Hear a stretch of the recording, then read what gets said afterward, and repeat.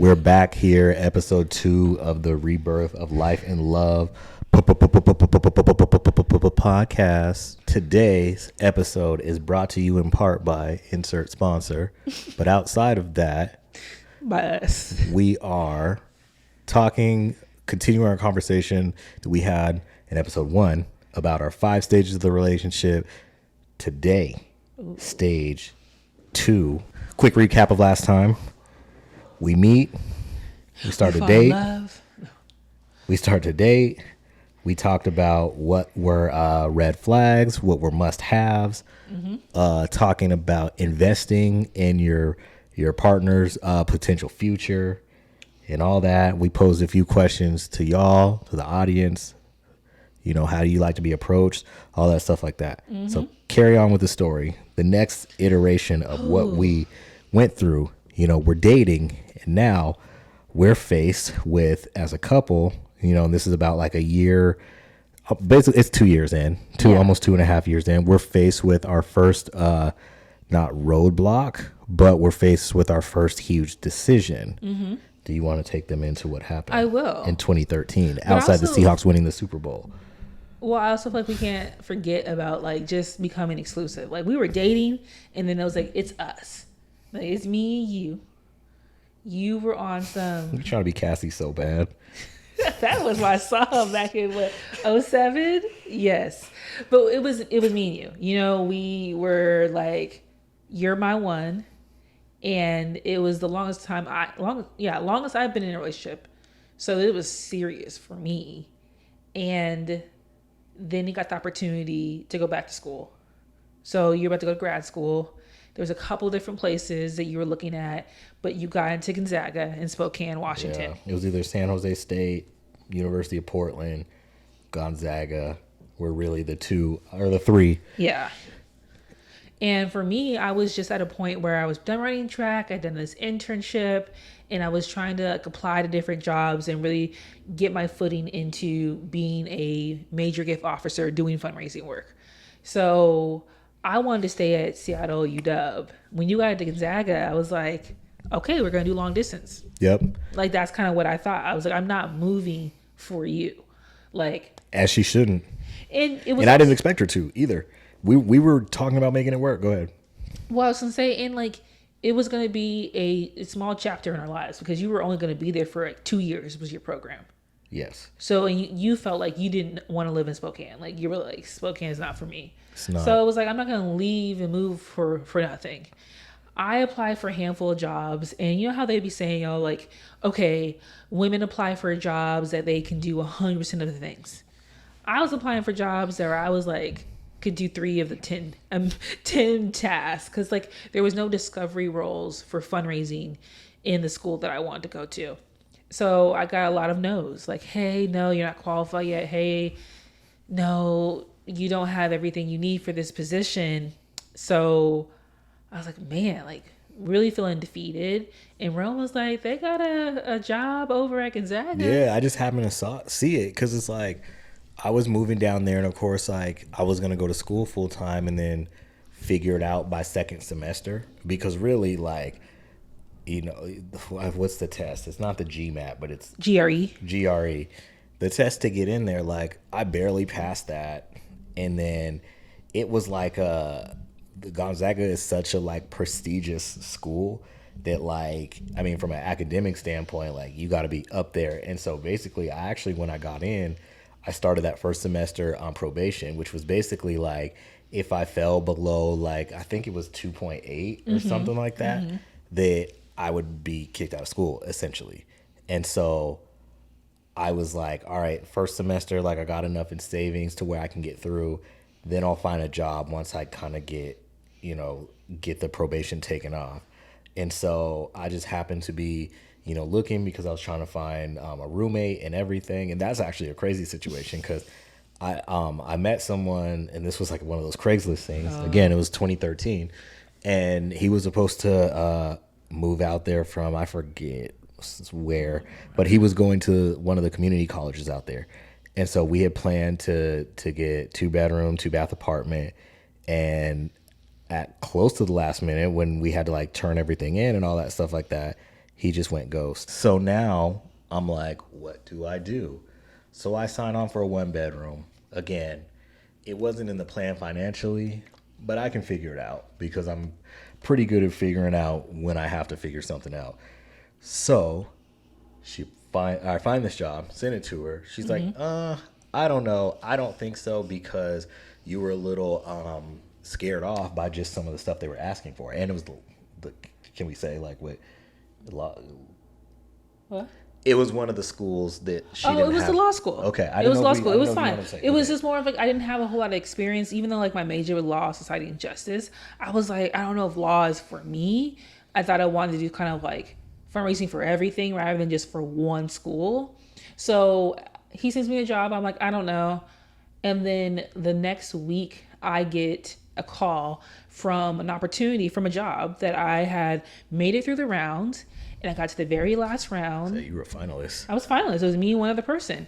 And so I thought I did well. They gave me a call, and I'm thinking they're calling me to tell me that they're offering me the job. And they said the other candidate backed out.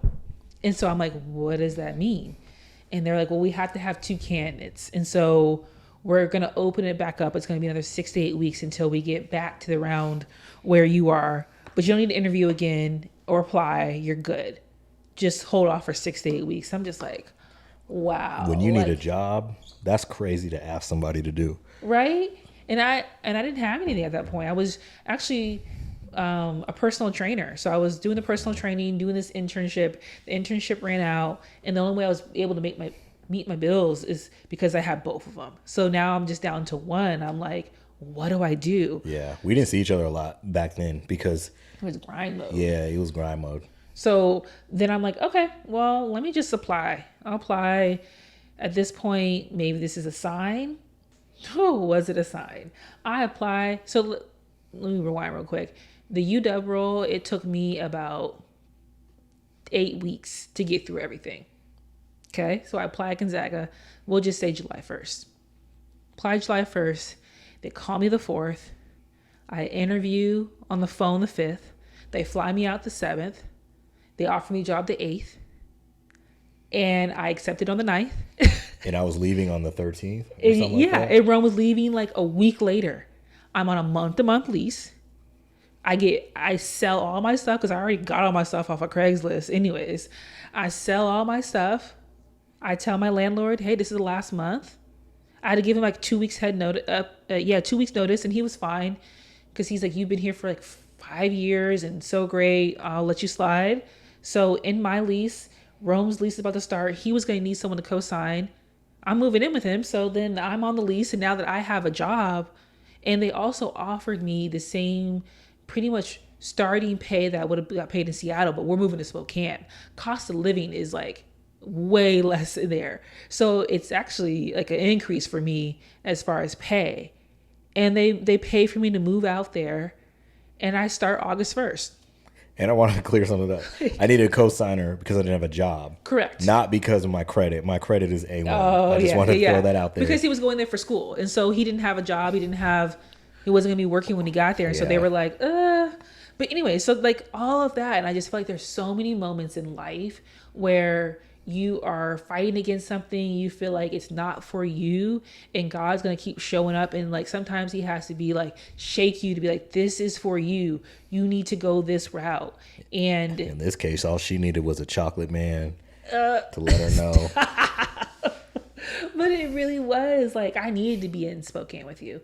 Like that was a time in our relationship where it brought us closer together. And I think we both were like, okay, we want, like, you're my person. But if we can live together, yeah, that's what I was gonna say. Let's get to the shits. We gonna know you're like, we're for each other, and that was like the trial period. Listen. Like I've been watching Ultimatum, and they had the trial marriage. That was our trial marriage. Like we moved in together. I had never lived with a man, like a significant other.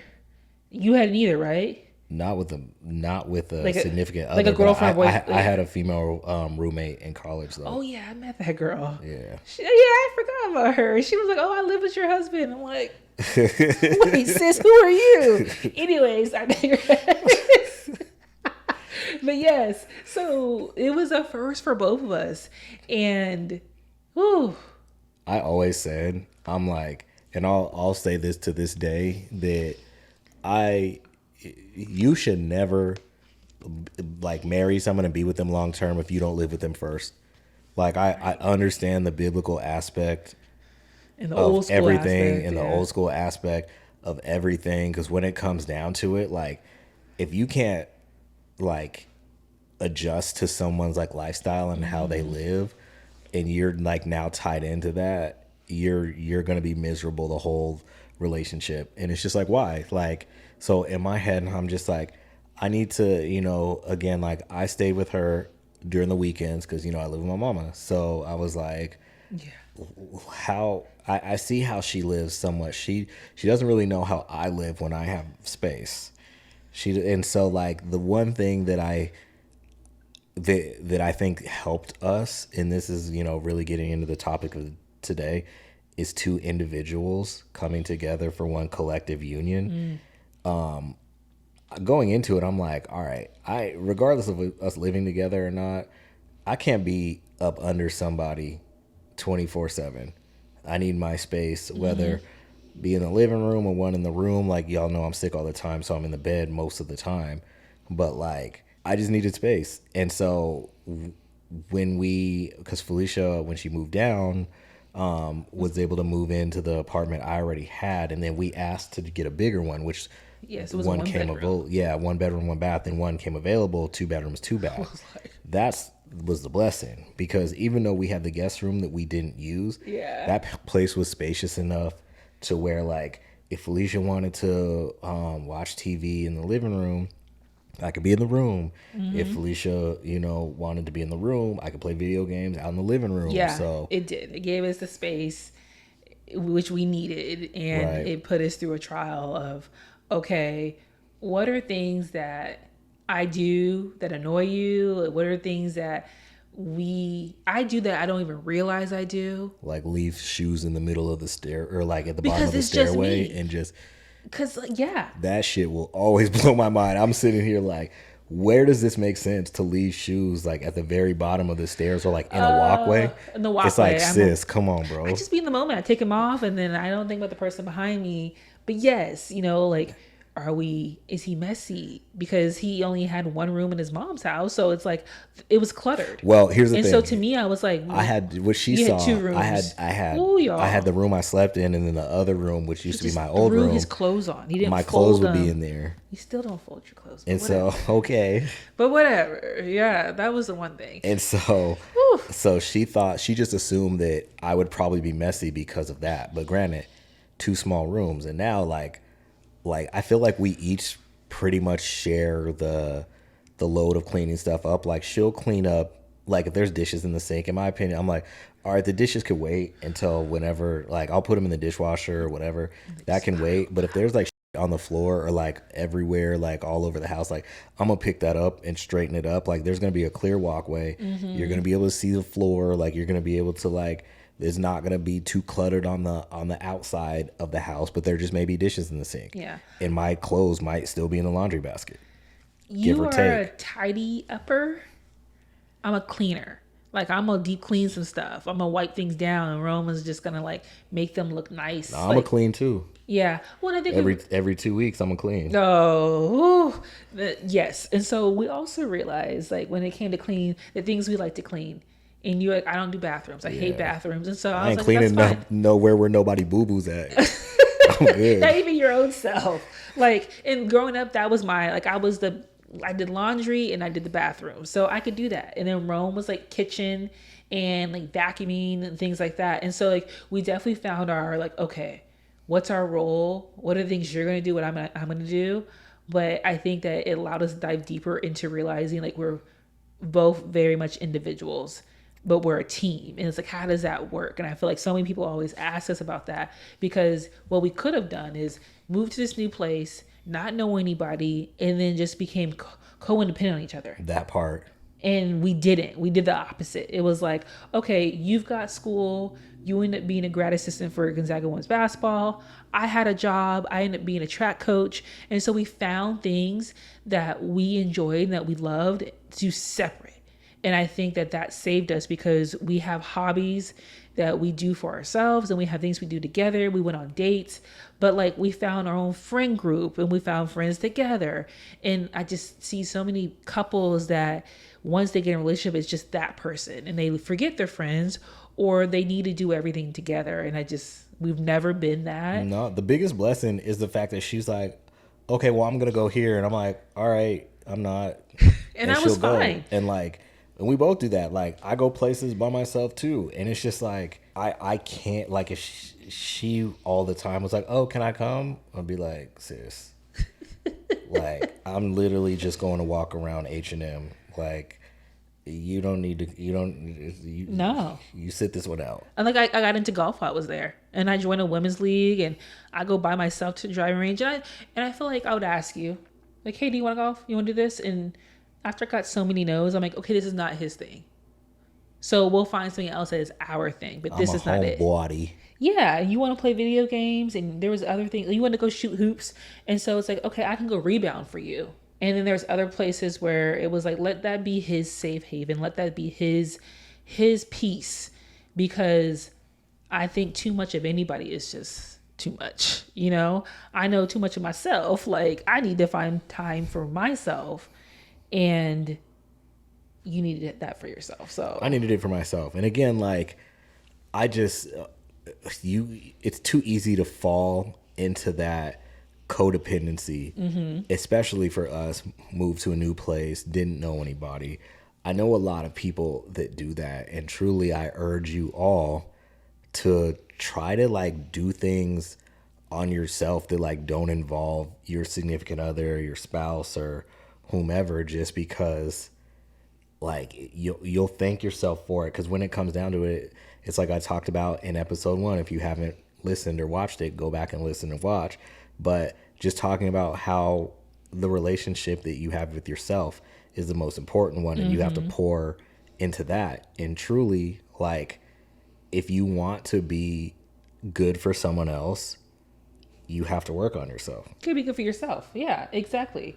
And you have to know what your triggers are. You have to know what brings you peace. You have to know what brings you joy. And you have to be able to like self-regulate all those things. And so finding that time to find out who I am allowed me to show up as my best for you.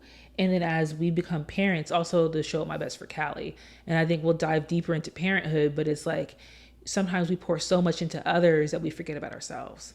Yeah. And creating that foundation in stage 2 early on has allowed us to have the longevity that we have now and to keep things fresh. It did. Because again, like, even though we were 2 individuals, like, there were still a lot of things like where we relied on each other, because Falesha paid the rent, but I used my student loan to pay the other bills.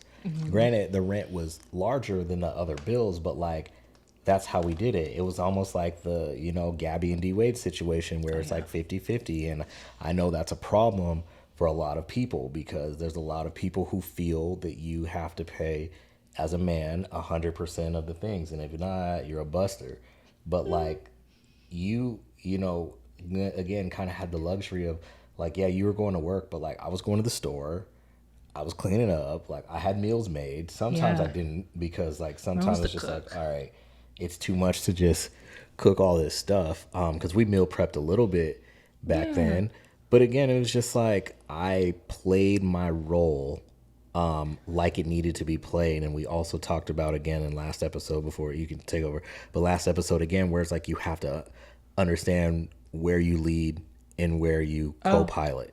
And so that was kind of the area where I was leading, even though she was the breadwinner at that point. I was like, all right, let me lead in these other areas and make sure that everything is squared away, this house is clean, and all this stuff like that.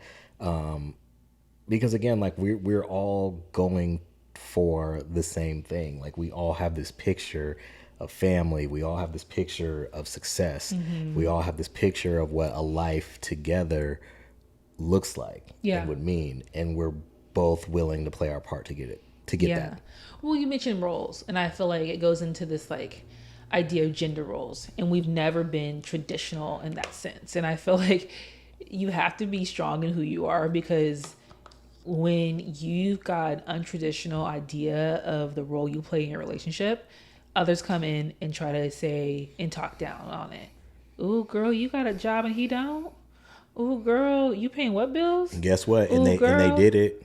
But ask where they are now. So you get that outsiders like talking in your ear, and I had to be confident in knowing like this makes sense for us. And so like the Gabby and D-Wade, like that was what works for them. They were talking about how they have. So the Gabby D-Wade, she talked about how even though he's worth more, his net worth is more, she still wants to pay half of things, you know, yep. because they both have family that they care for and that they cover their bills yep. outside their relationship. 100%. Yeah. And so it was like, I don't need him to pay for all of my things. I want to come to this relationship and pay 50. I want to come and pay half. And so that's how we were early on. It was like, I knew that I was the breadwinner, but the job that you were going to get because of the grad school you were, like the degree you were getting, the threshold was going to be higher. Like you were going to tech industry. I knew that you were eventually going to make way more than I did. And it happened. Yeah. But if in this place, in this season of our life, that I need to cover a majority of the bills, so be it. But you also were the one cooking majority of the time, or because I was working from 9 to 5 and your class might've been 2 hours here, an hour here. Like you said, going to the grocery store. And that's what worked for us. And then as we have evolved and become, you know, partners and husband and wife, it's still kind of that. Like you still are, for a while, were the one like leading, going to the grocery store and cooking, because it also is something that you enjoy, like you're good at. I don't like to cook. That's not my thing. I'll make breakfast food, but my cooking is not on some top notch. And Rome can taste something, smell something, like, ooh, it's missing this. And like, he's one of those kind of guys, and everything has so much flavor. It's so good, but someone will be like, oh, so is Falesha making dinner? And it's like, don't assume that I will be the one in the kitchen. Like, that's not who we are. And that is fine. And I'm confident in that. Like, I don't, there's no insecurities that I feel. Whereas back then I might have. Yeah, no, back then you definitely would have. Cause again, like I mean, we all, the people who cook the most know that like sometimes you just don't want to do it. And sometimes it's just like, all right, like maybe you do it this time. Mm-hmm. And, you know, it's probably not the healthiest habit, but we're fortunate to now, when I don't feel like it and she doesn't feel like it, we just get Uber Eats. Yeah. And so that would be a great sponsor of this podcast. But yeah, truly, like we play the role that needs to be played in the moment. Yes. That's just it. If I need to cook, I'm gonna cook. Her dad was here. Her dad usually cooks stuff, you know, for her. One night I made food for them. Like, we were talking about these chicken wings and all that stuff like that. And the best wings. It's funny because I hadn't, until Roman was born, which is our son, if you guys are just now following this journey, but I didn't eat meat. I was vegan. Yeah, for how long? 5 years? Years, since 2016. Yeah. And on and off though, like I had a few spells where I would eat a little bit of meat. Got tipped by the chicken by Wingstop. Yeah, right. And then I wouldn't feel well, or I would feel well, would not feel well, and then I would go back vegan. And so like I was like, all right, one of the first things I did was make wings. And I've been seeing all these wing recipes on TikTok, just how they do it, because I'm just like, oh my God, like it just dawned on me, like the way that everybody's getting their wings crispy is baking soda or baking powder. And I'm like, oh, I gotta try this. So I tried it and I was like, it was schmacking. So then I let Falesha try it. And like, you know, one of the recipes we used to have back in the day is you make it like sweet and savory, where you put, you know, like seasoned salt, and then you drizzle honey on top of it after you fry them hard. And she was like, ooh, what is this? And then I just started making them ever since. And then her dad came in and was like, oh, like he smelled, what did he say? He said he smelled the chicken from down the block. Yeah, he was out for a walk, y'all. He went out for this like 3-mile walk, and he was coming down the street. He said, I can smell that chicken from down the street. Yeah, he came back smacking like, what was that? Like, there wasn't enough for him. So I'm like, all right, I'll make some more. And so I told him, you know, I'm just like, listen, if you're not sneezing, it ain't seasoned. So I was seasoning it. He started. I was like, all right, I know it's ready. It's ready. And so I ended up making it, and then, you know, he ate it. And again, it was good. It was like fine for him. And it's not something I do all the time. It's not something that like I like to do all the time. But again, in that moment, I'm like, nah, I'm the pappy. I'm a cook today, and I'm gonna let it go. So Yeah. And I don't want to jump around too much, but I just was thinking about how, like, knowing your role and knowing what you bring to the table and how that's been for us as parents. Because I think that as women, we can take on so much of the responsibility of the children. And we always talk about this whole, like, what inspired you, what tried you. But, like, I've been very thankful of how present you have been in this stage of parenthood and being a chameleon, in a sense of just taking on the role that is needed in that moment. And as we're talking, I'm like, oh, that started from like our early days, because I am Roman's source of food, so I'm breastfeeding, and that there's only so many things you can do. But what you can do is like change him in the morning. You can take on that diaper change. You can get him dressed. You can rock him, hold him, engage with him. Yeah. And it's just break. Like, the break is needed. It's so needed. And I feel like there's not a lot. You don't see that all the time. You don't see that. And then, like, again, just because I said, and this the promise has to do with the individual thing, but like coming together. When Roman came out, knowing that Roman was going to need, his mom and breastfeeding. And I was like, and we still have all these nurseless nights open. So automatically I'm just like, okay, so like now Callie became my number one priority. And not that Callie wasn't my number one priority, but me and Falesha were splitting the night shifts. Me and Felicia's dad were splitting the night shifts. And so now it's just like, okay, I'm going to do all of them, because you're going to be up every few hours with Roman. But now I'm going to make sure that I'm going to be caring for Callie. I'm going to be there for Callie. I'm going to be there for Callie's appointments. I'm going to be there for Callie's speech therapies. Like, so we're almost like dividing and conquering, because that's what we needed to do. And, in this upcoming season, it's going to be interesting. We're going to face the same kind of challenge / situation where, I got laid off from my tech job, and now I'm going to go full-time creator / work for myself. But a lot of what I'm going to be doing for both kids is I'm basically going to be with Roman all day when Felicia's in the office. And then I'm going to be with Callie, one night of the week now, but whatever appointment she has, I'm going to be the one taking her. We're going to be going to the park. We're going to be going to, different things, because we want to continue what she's done in school and her school schedule. So I'm just here to play the part that I need to play, just because, like, the athlete cliche is just like, you stay ready so you don't have to get ready. Yes. And for those who are finding our podcast and are like, what are they talking about, staying up for Callie? Like, go follow our YouTube channel. It's just Falesha A. Johnson. Spell your name is spelled different. Falesha Johnson. And you'll learn that our daughter, Kalia, we call her Callie, was born with a rare syndrome called Pfeiffer syndrome. And I'm not going to dive all the way into it, because we're going to talk a lot about it later on. But it has put us on a journey of being medical parents. She has a trach, she has a G-tube, so she has multiple appointments with a very complex team of doctors at the hospital. And so we are... Explain. She has a trach to breathe. So if you touch your neck, your trachea, right where your clavicle, where it basically meets like your sternum and that little soft spot in your neck, the trachea. Callie has a tube there to breathe because her upper airway is small. Right. That's what we call a trach. Yeah. So the G-tube. The G-tube is connected to her stomach and gastrointestinal tube. So that's how she eats. So we are creating her food. Rome makes her food. Puree Poppy. Right. And we have a pump that pumps food into her belly. And so because of the trach, because of the G-tube, we have nurses who are with us during the day. And they do all the things. They are like a medical nanny in a sense. They care for Callie. We're all very present.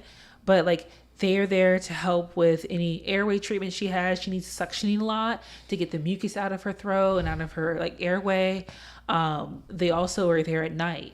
But with the pandemic, with COVID, all of the things, nursing support has been a strain. Like scarce. It's been, yeah. And so the night nurses has been something that we haven't had like consistent care.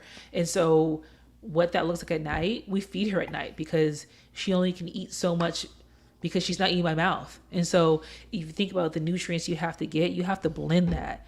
And for that to be all water-based and liquid-based, it's a lot on her stomach. So she has to have food at night, medicine at night. She needs suctioning. So if that airway, if that trach, which is like super narrow, I'll have to put a picture up for those. Yeah.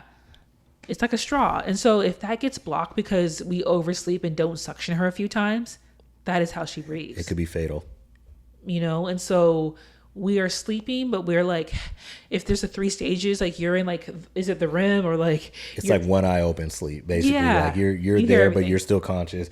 You hear her, like I'm to the point to where like she breathes different or at a different cadence. And I'm like, you know, putting my head up because there's just certain things that you, certain signs that you can just hear. Right. And so that's what Rome means when he's like, I'm watching Callie at night. He's in there getting some sleep. His mom comes in the morning to relieve him like at 4 a.m. And so that is just our life right now. And that is just how we have to show up as parents for our daughter because that's how she needs us. Mm-hmm. And it goes back into playing your role and doing what is needed at that time. People always say, you guys are so strong. I don't know if I could do what you're doing. You would. Because when you become a parent and when you decide to bring life into this world, you need to give them what they need. That's the part where, you know, we'll get into this later, but relationships are very much like parenting. With parenting, the reason why people go so wrong with parenting, and yes, I feel confidently saying this as a parent of 3 years, but people go wrong because they parent how they think they should parent and not by what the kid needs. So as a husband, as a spouse, as a father, like I can't show up how I think I should show up. I have to show up how she needs me, how Callie needs me, how Roman needs me to show up. Right. And that's how you unlock all of it. And by and able to know what I need, there needs to be clear communication and there needs to be an awareness. So for us, it's like he can't show up for me unless I am very clear and these are the things I need. So I am doing my best to ask for help, to be clear and like, I need you to get Roman ready. Yep. I need you to come in at 4 a.m. and do X, Y, and Z. Yep. And then with your children, it's different because they can't talk to you, you know? So now you just have to be very present and listen and watch. And so with Callie, it's like, we can read her energy and her mood. We know how she breathes. We're like, oh, she's extra gunky, or, oh, she's in this, like, she's sick, you know, she needs cuddles. There's just so many things, but we have to be listening. And for her, with being a medical child, we have to do our research too. And we know that she needs to gain weight. She needs to breathe this way. Like, how do we get the trach out? There's just so much that we've then had to really be in tune to who she is. And I think it's made us just better in our relationship because of that. Yeah. But again, this is about the relationship, not the kids. You'll hear about the kids in a later stage. But right now, we move in. We're figuring it out. We're learning from each other. And once you like knock over that domino, like the rest is easy. Like, you know, to tee up what we're going to talk about, you know, next in getting married, it's just like a lot of people always ask like, oh, what's the difference between married and dating? And for us, it wasn't. Like we just slid right in because we already had established roles. We were already 2 individuals. We already like lived together. We already knew what the other person needed in that season. But just like the seasons of the years, seasons change, needs change, things change. There's a rebirth. There's a rebirth. There's life, and then there's love. It's a cycle. You feel me? And now we're just trying to share our knowledge and what we've learned with you all. Yeah. So you can get to know us more. You can get a better look inside of dad and mom's relationship. And it is not perfect by any means because there's a lot of that we still there's some things he do I can't stand, like go through, and it's all based around communication and how you communicate. And I'm a you tell me direct, and she's a you could say something and it could be vague, and that, I guess we're both like that actually. We're both like that. Direct. Where I need tell me word for word what you need and what you want. Yeah, if I'm just hand me that over there, and I'll point to it, and they'll be the only thing there. They'll be the only shoes on the ground. I'll be hand me that over there. She'll be like, what? What's that? Can you hand me the shoes over there? Yeah, I can get it. I'm like, fam, okay. So again, we're not coming at this from a standpoint of we know everything. We've just had things tried and tested, and we just continue to, get to the apex, and then a different season comes and different challenges come, and we navigate those. And now, we're here trying to present them to you. So I hope you're grateful. Play some DJ Khaled right there. DJ Khaled. God did. Right? Yeah. I mean, I'm trying to think of a trial that we went through on that stage where I think that was our hardest time as a relationship, because we were trying to figure each other out, and we didn't know the love languages. So I was showing up for you at first of how I wanted. I wanted affection, I wanted touch, and you were more of acts of service. And so I feel there were so many moments that we were just a little frustrated of how come I can't get you right now? How come I'm not figuring out what you need?